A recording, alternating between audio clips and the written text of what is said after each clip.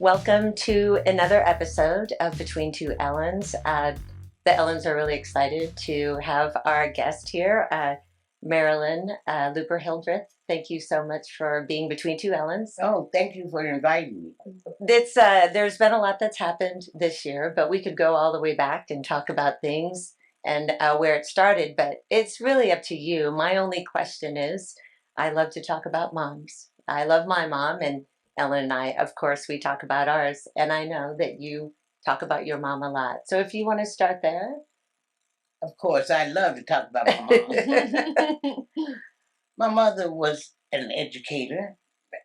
You told me on the way over here your mother was too.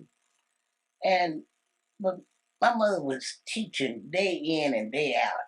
She was my mother 24/7. And she wanted to make sure that we had the opportunities that she never had. Mm-hmm.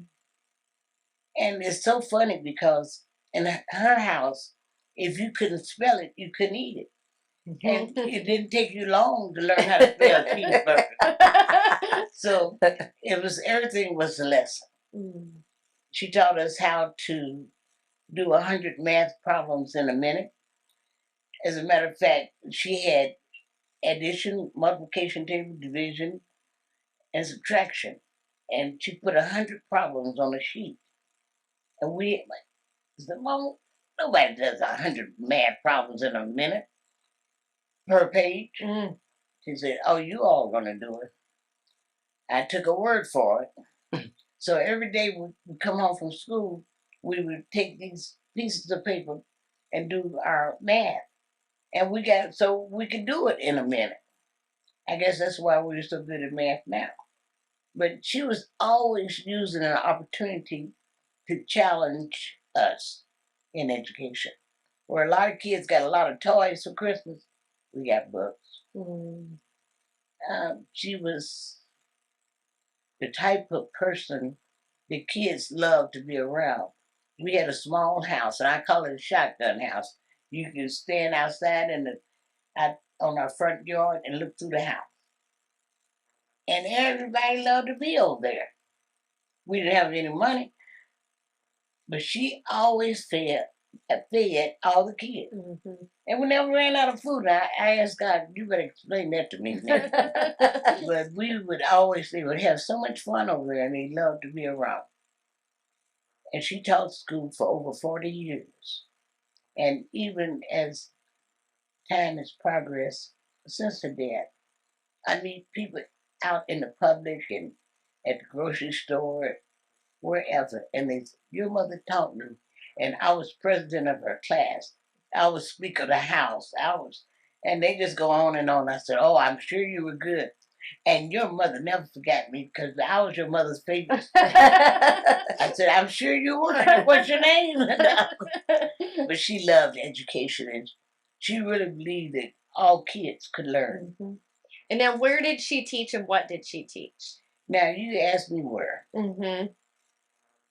When she started teaching in the Oklahoma City area, she taught at Dungy. Dungy was in Spencer, Oklahoma, very poor area, mm-hmm. But very loving. And they wanted their kids to have a better day. And she wanted their kids to have a better day. And she loved Dungy mm-hmm. because she saw the potential in the young people out there. Mm-hmm. And she taught there for I don't know how many years. And she taught at Northeast, at Northwest Classen, at John Marshall. She retired from John Marshall. Okay. So high school. High school, mm-hmm. Yes. And she was a well of a teacher. She had her classroom set up just like the House of Representatives and Senate. So all of her students know more about history than most people in the community because they were president of the class, a speaker of the House, and they continue their jobs, and they're just very proud of the fact that they had that opportunity. Oh gosh, that sounds so exciting. That sounds like a class that everybody would flourish in, but I would have loved to have had a teacher like that growing up. Well, as a matter of fact, I changed schools so I wouldn't have to go to school. because she was hard. I mean, she was fair, but she was hard. She wanted to make sure that you didn't play. Mm-hmm. Education to her was a serious matter because she felt that if you got it in your head, nobody can take it away from you. Well, you knew her expectations too. She was Yes. strong like that. So sometimes that makes learning a little bit easier when you know what that boundary is. Are you sure? She was pretty tough. It was very tough. She didn't play. She didn't play. So obviously, one of the things, one of the stories we would love for you to talk about is the sit-in, and maybe kind of just walk us through, how it started. What was that conversation like before you even got to cats? Well, Ellen, let me tell you something. Let me start before then. Yeah. As I told you, Mom taught at Dundee. She wrote a play entitled Brother President, the story of Martin Luther King Jr. and the civil rights movement in Montgomery, Alabama, when the bus movement, the bus brought down. And she always made her students memorize. You could not be in a Clara Luper production reading a script. You had to know the script. And we performed, and I say we because Calvin and I were always with Mom, so she had to put us in everything. Performed the Brother President play. And in the audience that night was a guy by the name of Herbert Wright, who's the National Youth Director of the NAACP. And he saw that play. And boy, did the kids out there act that play. They stand ovations at the whole ball of wax. And he invited one of her students to go to New York City to put on the play. And you have to know my mother to understand this, because she told him, you must better your math, because I can't take one student without taking all my students. And he said to her, Clara Luper, you know we don't have the money to bring all these kids to New York City. And she told him, just allow me the chance to take them. We'll get them there, invite us. He did that. And the people in the Spencer community raised money selling catfish dinners, selling chicken sandwiches, selling blow pops, bubble gum, anything they could, pickles, to raise money to take these kids to New York City. They raised enough money for us to go. And the smart thing that I had to give my mother credit for, when she planned this trip to take her students to New York City, she sat down and plotted out, and I think she did it intentionally, to take us the northern route. And that's what we did. And for the first time in our lives, we had the opportunity to go into a restaurant and to sit down and drink a Coke or eat a hamburger. Wow. Boy, you talking about feel good. And all the way up to New York, we didn't have to go to the colored bathroom or drink out of the colored water fountain. We felt like somebody. Not having to go to the back of the building to eat out of a brown paper sack. But we could eat like anybody else. You don't understand what I'm talking about. It's a hard feeling to know that people look at you just because of the color of your skin to think that you're inferior. So when we got to New York City, Oh, how is New York? oh Lord, I felt like Harry Tubman.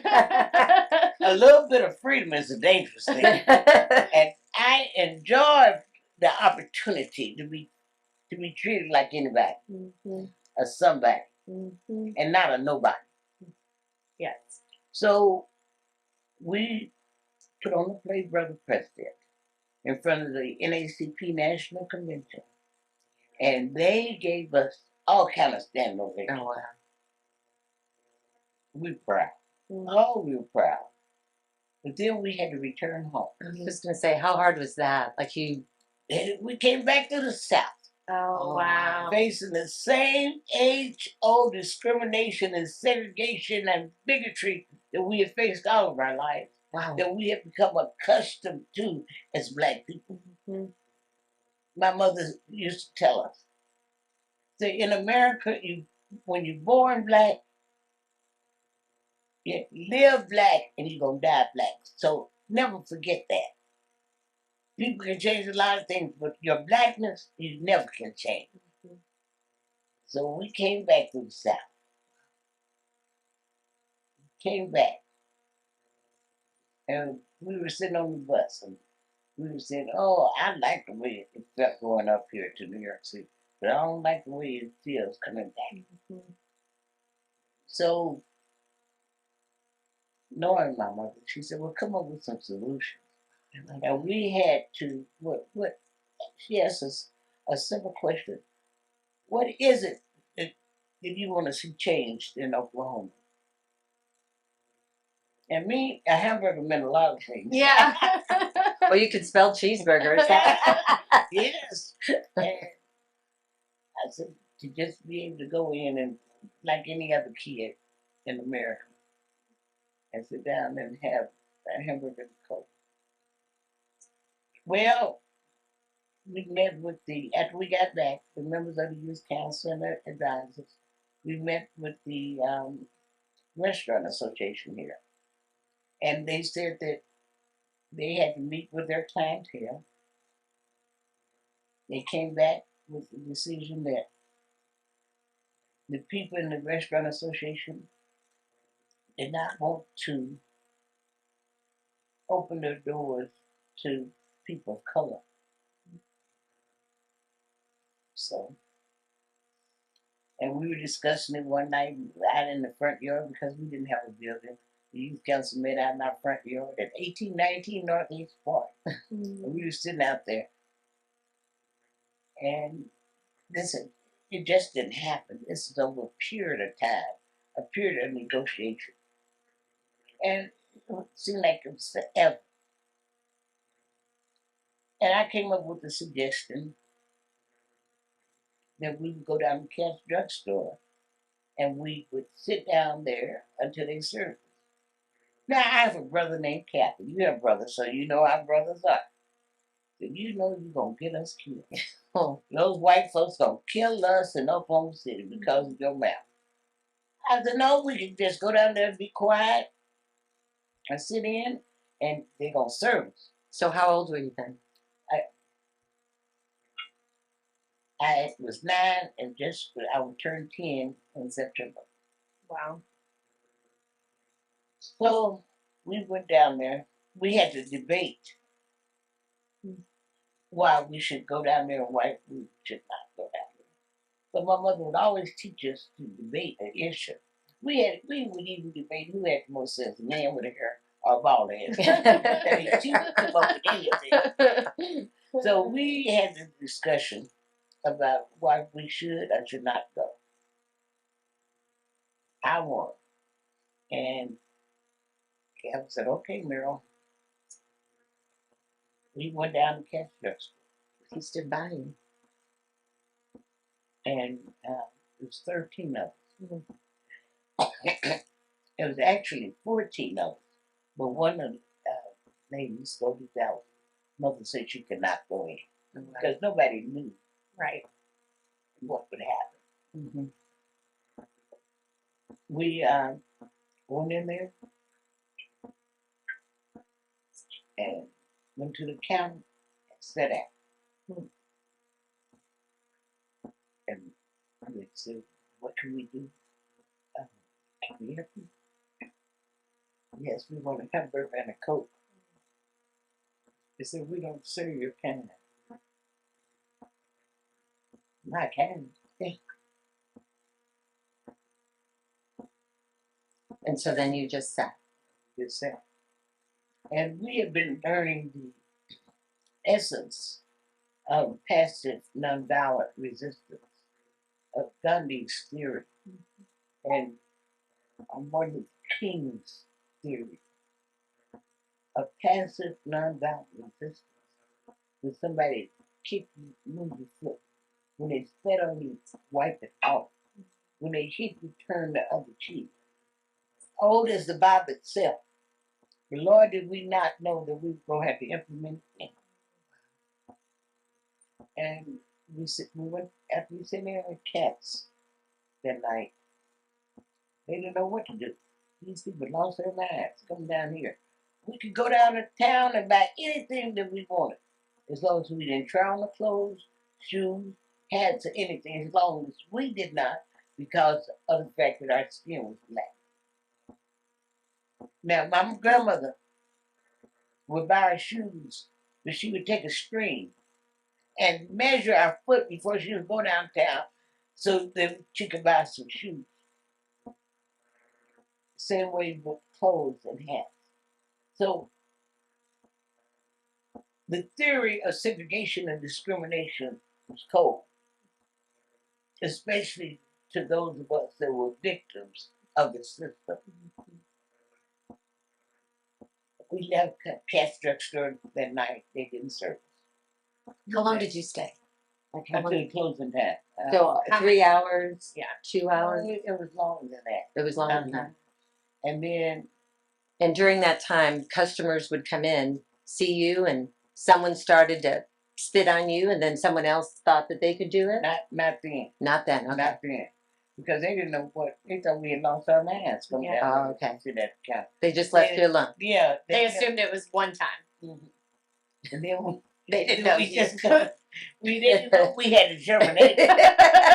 So did your mom stand outside? No, my mother She was in there, in there. in Okay. there, Okay. in there watching. And she was always in there watching Okay. to make sure that nothing happened to the kids. Now I want you to remember one thing, that in America at this time, Emmett Till had been killed 2 years before we started the city in Oklahoma City. And a lot of the parents were afraid for their kids to participate because of what happened to Emmett Till. I mean, I can imagine as a parent. Yes. I can imagine the fear. And I did not understand at that time. But I remember looking at TV when Emmett Till's body was shown on the news. And I think that's one of the greatest things that his mother could have done and show the world how they did her son. So we had parents were dealing with that. But we went back and we kept going back to Cat's Drugstore. And I think it was on the fourth day, the Cat's Drugstore said, okay, we're going to serve you people. And they did it At the counter. at the counter. But let me tell you something. Not only here in Oklahoma, but in all the cash drugstores in the United States that they were not serving blacks, they started serving blacks. So by this time the war had begun. We decided to go on. We went on in downtown Oklahoma City to all the stores that had lunch counters. So the next time you went to a different lunch counter, did you think that it was going to be like Cats 4 days, or you already kind of understood it's not going to be that easy. It's not going to get any easier. Okay. So, and because that's when people started reacting to us being there. And you have to understand, Cat's Drugstore, it was like a hub. When people came from the east side and on their way to Nichols Hills to clean their houses and take care of their kids and nurse their babies, they would have to stop at Cat's Drugstore to change the bus. So it was a busy location. Yeah. That's why we selected Cat's Drugstore. It was good for them. I mean, it was good for Cats to have customers, and yeah, I mean, and have us eat out of a brown paper sack in the back of it. So we were on the war, and one battle had been won, and we said we would not stop until Oklahoma City looked at all these people in the same light. So we kept going, and the sit-in movement lasted here for 6 years. Wow. Now, John A. Brown's was the hardest one. I was going to ask which one was hard. Oh, John A. Brown's was the At hardest. the mall? Okay, I was going to say, what is that? I'm not in Oklahoma. John A. Brown's was the largest department store in downtown Oklahoma City. They had a restaurant in in the basement, run by Mr. Wade. I never forget that name. And by this time, the White Citizens Council, everybody knew us, and they would react to us. They would spit on us. They'd kick us. And one thing I never did understand how they could talk about us and hate us and didn't even know us. Mm-hmm. Well, in '64, when it all ended, the city movement here, we did not even realize the impact as children that we had because we were determined. I mean, even here in Oklahoma City, they threw a chimpanzee on me.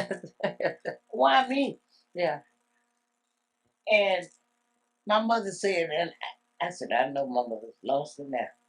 My mother said, I'm so glad that they select you to throw the chimpanzee on because I won't have to go to anyone else's home to explain to them why their child was selected. Because I know why you were selected. And how many kids were in? Hundreds, thousands. Every Saturday, that was our job. While other people were looking at kids were looking at uh, the cartoons, we were marching. We made our signs, we sang our songs, we got schooled on the passive nonviolent resistance movement and how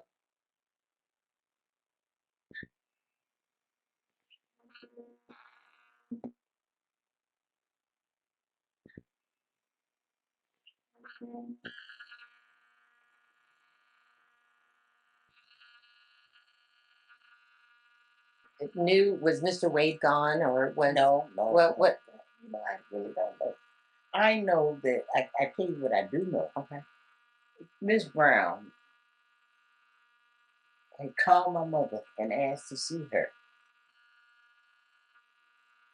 And because we boycotted Johnny Brown, and because everybody bought clothes from Johnny Brown and furniture and everything, they couldn't sit on the furniture, but we took pictures of people that were black people that were shopping in Johnny Brown.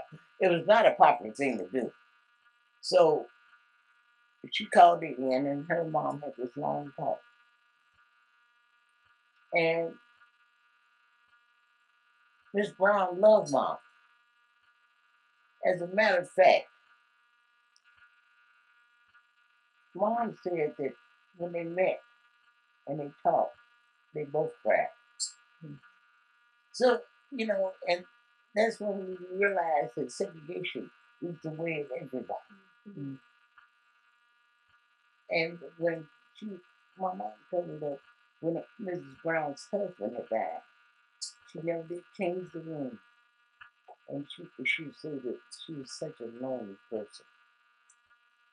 And she told that time that they were going to open up the restaurant.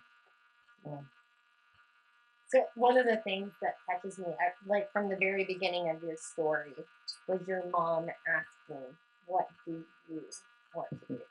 You know, the empowerment that she gave kids, and how how do you see her legacy like that continuing to be in the city? That's a good question. As I look around Oklahoma City, I look at the number of children that participated in the city movement. I look at the number of children that she had opportunity to teach. And I think that she made such an impact on them that they carried part of her with them. They even teach like her. They set up their classrooms like her. I mean, I didn't realize the impact that she had on them. To me, she was just Mama. One by one, she affected others. And she had students that flew down and brought their families down here for the opening of the plaza. Wow. We have to talk about the plaza. Today we were at a meeting at the Clara Luper, the Oklahoma City building downtown, off of Classen. What a beautiful building. The educational building. Educational building, and we got to listen to Dr. Polk talk about Oklahoma City Public Schools and how well they're doing. She's really committed. We got to speak about Dr. Polk earlier, and but it still goes on. We're still fighting. And then the plaza, which you can tell us about, and what that has for the future as well. You don't ask like that. Okay, I was saying that. What's your favorite pie? I don't know. The plaza is I'm trying to think what year that was. It was the anniversary of the city movement, the 60th anniversary of the city movement. Am I right now? And the mayor of Oklahoma City, they wanted to do something to remember the civil rights movement here. Because we did not get the national recognition that the other places in America got. And I think this is the Marylandism. I think it's because we didn't have the violence that they had in other parts of the United States. And we did not have the violence here in Oklahoma City. I think because of the leadership and the training that the young people had, and the leadership in the community, even with the police department. They knew they were going to take us to jail. We knew they were going to take us to jail, but they did not try to hurt us in taking us to jail. They didn't turn dogs loose on us like they did in other parts of the United States. Or turn water hoses on us. And one thing I want to tell you about the city is, every Saturday we go down there, we were dressed like we were going to church in our beds. Because they're not going to say that we were slouchy, trying to go in and eat. But what I want you to understand about this movement, and I said all the time that it was made up of kids that have not money, have not two parents in the home, have not kids. So then when the door is open to us, a lot of us could not walk in and sit down and eat.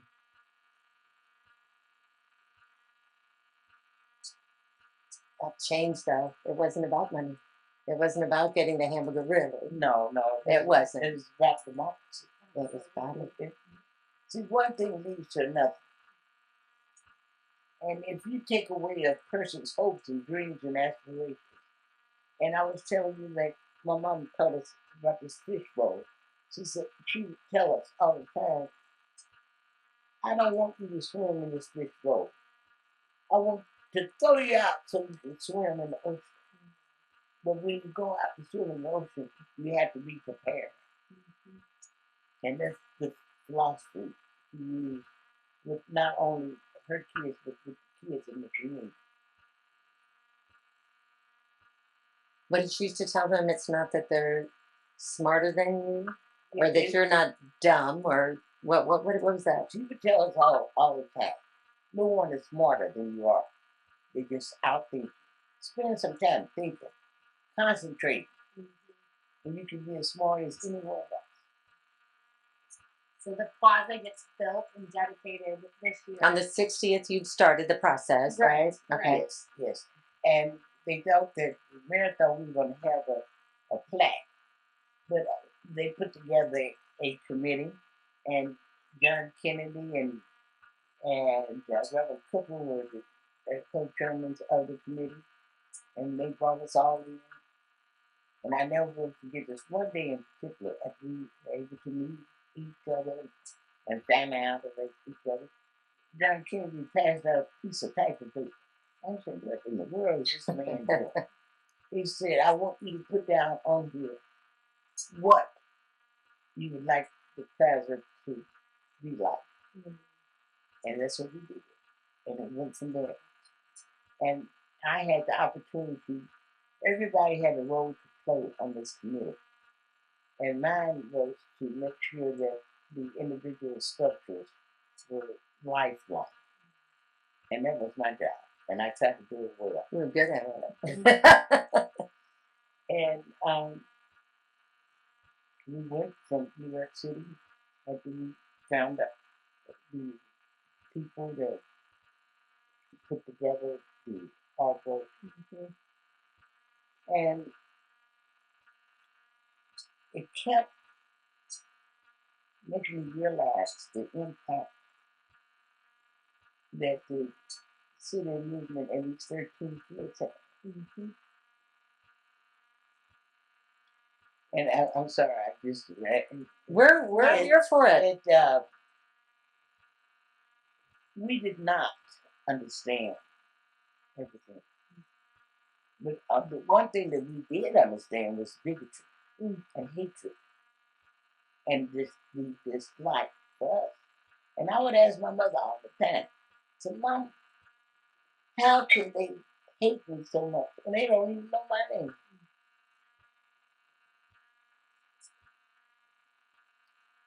She said, you will understand this bigotry, by and by. You don't understand it now. But I want you to sit down and think about it. Because you're going to grow up with all your life. And you're going to have to learn how to deal with it. You're going to have to learn how to love in spite of.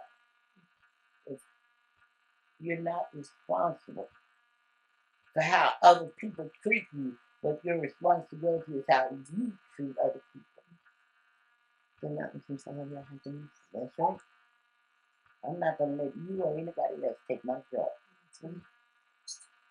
So I'm sorry, I started talking about the young people that are involved sitting in the just emotional because the kids that were involved are doing everything across the United States. One guy did brain surgery that from Oklahoma City. The first brain surgery of that nature that ever been done in the United States. We had people that have been representatives in the legislatures all over. Because as one told me, Clara Luper said we can do anything we dreamed about doing. So that's what we did. And when we had the opening of the class, we had people that worked in the committee, and John decided that he knows everybody in Oklahoma City, but he decided, I guess he knew what we would be good at individually, because that's when we get our assignments. So. But he didn't say it like that. He just made you think that you were just king of the road. Right. Yeah. That you were doing all this. But it was his plan.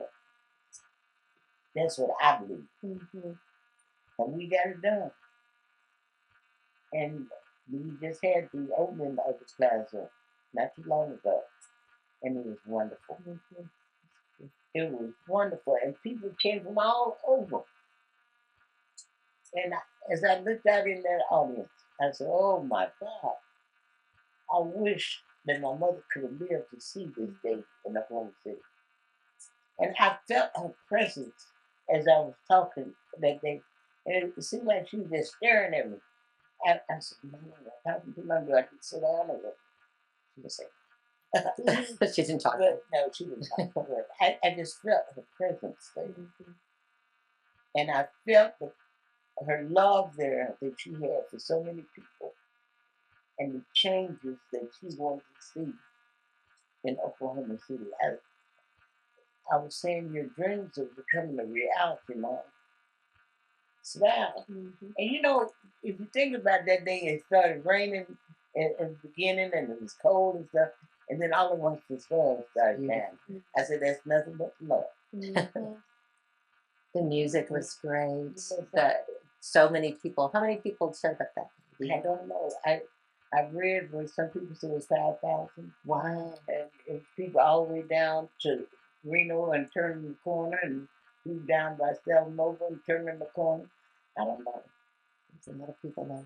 Well, and I would say I didn't get to go to that, but I did. I run in the early mornings, and I didn't know it was set up yet. And so I was running with one of my friends, and we ran past it, and I got chills. I had no idea what it was going to be like, and I was just overwhelmed that we had not only just like this beautiful statue, but kind of what it stood for, and that it was in such a prominent place in our community. And so I'm grateful. And you said your mom's, goals. I feel like it was yours. I mean, it was part of, you're the work too that got there, And so I mean, that's incredible. And I'm grateful that art like that lives on in a city. Mm-hmm. They can continue to share that story with us all. Yes. Thank you very much. Mm-hmm. I'm glad that I was allowed the opportunity, that God gave me the opportunity to be one of the participants. Because I didn't have to be there. And I didn't have to be there then, and I didn't have to be there now. And then when I got a call that said that someone had tried to damage the structures down there. Mm-hmm. I was telling you that, and Ellen asked me how did I feel. Mm-hmm. And I told him the truth. I felt like someone had taken a knife and put it in my heart and broke me. That's how I felt at the time. But that was your reaction. That was my reaction. Mm-hmm. I didn't cry. I didn't do anything. But a lot of times I realized in my life that some things get really serious and bad. And it seems like I can't have an immediate answer to it. I just go to sleep. And God seems like He gives me an answer. Mm-hmm. And I went to sleep. And when I woke up, I had a different feeling. I said, what's next? We've been through the storms and the tornadoes. We've been through the fire bombs. We've been through freedom center burning. We've been through all this. What's next to be here for us? All right. Bring it on. Mm-hmm. Yeah. I'm not going to take my joy. Nope. And my belief in democracy.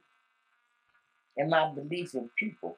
Because I saw, as I stood up there and spoke, I saw people of all different walks of life, all different colors, shades of gray, all different things. And I said, this is what democracy is really about. Mm-hmm. I just have a question about the 10-year-old girl. Yeah. I mean, I'm sure that going through, all those different experiences, all the different counters, all the different restaurants, the places, did you have this strong sense of fear when you were doing it? Or was it a different sense of like, I'm with people that are doing it together? What does a 10-year-old feel like that? I'm thinking about other 10-year-olds these days. And I mean, that's very brave. What were you feeling? We didn't think we were brave. We knew we had a job to do. Mm-hmm. It was like, if you felt like somebody sent you on a mission, and I felt that this was our mission, to change things. I don't know if we had enough sense to be scared. Mm-hmm. At 10 years old. Mm-hmm. Yeah. But I'm tell you, we had incidents that when I had the opportunity to speak on my mother's funeral, how I put things back in my mind, because some things you don't want to deal with. Some things in life you don't want to remember. Mm-hmm. And I can better understand what happened over in Tulsa, why they don't want to remember. Mm-hmm. And I can remember coming home from a mass meeting, a freedom rally, and some white guys, two white guys in a pickup truck with the gun right behind them, mm-hmm, were following us. And my mother said, now, we're not going home. I'm not going to take you home because I don't want anything to happen to you. But what I'm going to do, I'm going to take you over to Weldon Posey's house. His daughter was one of the spokespeople for the youth council. And when I turned this corner on Northeast 14th and Martin Luther King, it was 14th and Eastern there, I want you to jump out of the car. I'm driving up on their grass. I want you to jump on the car, and I want you to holler and scream as loud as you can, and I will be blowing the horn. I said, Ma, I'm not going to leave you to go by yourself. My mother said to me, you're going to do exactly what I told you. And we're close to it. We turned that corner on 14th, and she turned it on 2 wheels. and drove up in the yard, close to the porch that you can get. And Calvin and I ran up there, we were just knocking, hollering, and screaming. And Mr. Posey answered the door, and I saw my mother drive away. And at that time, that's one of the few times in my life I've ever known what fear was. I was asked God, I said, will I ever see my mother again? And to this day she died, she never mentioned that. But she came back to us. Presence. We keep going away from the sit-in, the and you talked about the damage that was done at the plaza. It's being fixed, correct? Yes. Yes. It's been fixed. It's just like a broken heart, but it's been fixed. And I just thank the Oklahoma City community and the leadership of the Plaza community, because we had people from other organizations that called to see what they could do to have it repaired. Because it's not my history that's down there. It's the history of the city. And it's the history of this city that should be a proud history. Because I'm so glad that we sat down here in Oklahoma City. Because when we sat down here in Oklahoma City, young people from all over this nation started standing up. Your movement. That's the movement. That's the movement. Well, the work still goes on today. Yes. We were talking earlier about, I picked you up from the meeting, and we talked about how much we don't like when meetings just meet and there's no action, because clearly today there are some things to be concerned about. We talked about disability and those kind of still moving to try to find inclusion, how we can get jobs and wages. Tell me the plaza's there. What do you think that gives us for some of the things that are coming? Hope. It gives us hope. Because to see that in a place like Oklahoma City, you have to understand that my mother's mother moved to the certain quarters in the casinos in order to educate her. And to see the plaza down there, from young, my mother was from Offusky County, Hoffman, Oklahoma, where they had nothing. And the textbooks they used in our classroom were torn in half from where the white kids had them in their school and didn't want to read them anymore. But I was told that thank God they gave us half the book, because we could write our own story at the end of the book. So I look at everything as hope. But then, at the meeting today, and see that our President of the United States wants to say that no more Martin Luther King holiday, no more Juneteenth celebration, no more in the textbooks of this country when we tell your story, because our story is not important. That's what gives us the courage to keep on fighting. Because if we don't tell our story, who's going to tell it? Absolutely. Yeah. I do hope Oklahoma City Public schools, I hope they take field trips, to not only see the monument, but we should tell that story every year in our schools. I don't know if they're going to do that. Do you know? I'm going to follow up with the district, because I do think that's such an important story, and it's such a connection to the district, and it's our responsibility to ensure that story continues. Well, let me tell you, we go to a lot of the schools here in Oklahoma. Now, we tell the story. That's what our job is. The people that have been involved in it. Because if we don't tell our story, who's going to tell it?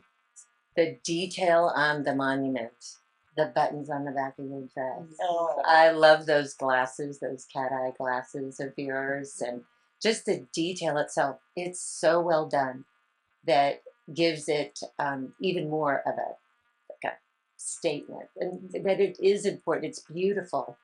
and that it should be remembered. I love it that the arts. So I think that would be great that kids Yeah. get there, but the detail, tell people to go up and just look at how beautiful it is, and that was your eye, I guess, too. Your job. See, on the counter Mm-hmm. where the seats are, there's an empty seat. Oh, yes. So we left one empty because we wanted a young person, old person, we wanted a person to be able to go there and sit down so they could feel what we felt. Mm-hmm. Is it complete now? Is No. what still is left that has to be put in the plaque? We're going to have our plaques in writing to tell our story. But see, let me tell you, in this life you run out of time. And I'm a person that believes that a lot of the kids that were 18 years old, they're old now. They're old. And we had to start dying off. So God has been good to us. There was 13 of us, and now it's 10 of us. Wow. Yeah. So we had to go on, and we kept changing the dates. Said, no, we're going to do it. We're going to do that. So that they would be able. That's great. So what's next for you besides making sure that Juneteenth is celebrated and we all get to celebrate Martin Luther King's Day? Well, what's next for me is very important that we vote. There we go. Absolutely. We have to vote and teach our children to vote. And every year that during any type of election, the legacy committee is responsible for contacting 5,000 people to make sure that they get out and vote. And we're going to continue to register people to vote and to make sure that they get out to vote. Even if we're going to have to do like we used to do when we were kids. Not only were we sitting there and we were getting people out to vote, going door to door. Now, do you need us to take you to the polls or what? Because you need to vote. Every vote is important. And we cannot change what's going on in the United States right now unless you get out and vote. Every vote counts. Every vote Absolutely. counts. I spoke to someone who ran for office and didn't win last year, and he said that he saw some people at a Walgreens or something, and they said, "Thank you so much for giving us a choice." So we know that there are, statewide races are hard to win. We know that there's a lot of rural towns that it's hard to win, but there are people stepping up to be on the ballot so that people can have a choice, which may help us to whoever to get people to vote. And see, let me tell you something else. Even our elected officials have got to step up to the plate. I am so ashamed of a lot of things going on in this country. And it's only because the good people are remaining silent. They've letting corruption, bitterness, hatred, prejudice mold this country. And this country is built on a democracy. We have no kings in this country. And they have a responsibility to not just represent the people there in their area, but to represent all people. Our goal should be the greater good. That's it. For all. So, is there anything else you want to tell us that we haven't heard, or something that's caught in there that you want to get out about the people that you sat in with? Or I have a lot of respect for the young people that sat in because it wasn't easy. A lot of their parents didn't want them to sit in. A lot of people laughed at us, made fun of us because we were going to jail. And we were going to jail for everybody, not for ourselves. I have respect for the people that looked at the injustices and said, this is wrong. We as a nation cannot continue like this. But Ellen, what I think, and I go to my grave saying that the good people in this country can no longer afford to just sit back and wait on somebody else to do it. They're going to have to stand up and do it themselves. One by one or two by two, they're going to have to stand up. I'm here for it. Mm. And I'm so grateful for this conversation. Thank you so much. We do ask our guests to ask us a question. Do you have a question for the Ellens? Oh, I have many questions here. All right. If you could change anything right now with our leadership in the House of Representatives, what would you do to make Oklahoma a better state? Something that we would change in the leadership and how we work in the House, or just leadership, And how you work? how we work. You know, I think that there's some struggles being in a super minority. I mean, you just had your first year last time. What would you think? Oh my gosh. I mean, the one thing I tell people all the time is, man, I don't think that you don't want votes where people aren't accountable, but sometimes I feel like if we actually voted and people didn't know how we voted, and that's because people aren't brave enough to vote their conscience. Mm-hmm. I think if people voted the way they feel and they knew what was right, outcomes would look different in our state legislature. And instead, we vote, not we, but like there's votes that are taken because they are fearful that someone will run against them, or they don't have the courage to say enough is enough. Mm-hmm. And I wish that we had an ability to provide everyone with enough courage to vote their conscience. Because I think right now politics is money and it's not about people. So that's what I would change. If there was something I could change on the floor, I would think that giving us a chance to ask more questions. There's rules. There's a lot of rules because of people who had served before that the majority says we're not going to do that again. And so one thing that we're always held to is one question and one follow-up. And then they'll close the queue, even if you have questions. And even though we have committee meetings and they've gotten better, I would say that this last year it was better. We had more committee meetings. We had a lot more legislation to hear and ask questions to, because we had a double elimination kind of thing. But on the floor, that's usually where a lot of the press are, or that people can watch from the gallery so they can hear the questions and see if the author can answer those questions. And I think that's the job of the minority, is to question. We have to be the ones to figure out what the goal is of that legislation out loud. And so I wish that we were able, it seems small, but it wouldn't happen. No, it wouldn't. I have one more thing I would add. Okay. Yes, but the change I would add is that we are one of few states that does not allow public comment during committee meetings. And so when a bill is up, the only questions that you can have as a legislator is from, us. And that doesn't mean I'm an expert. And that doesn't mean I tell your story.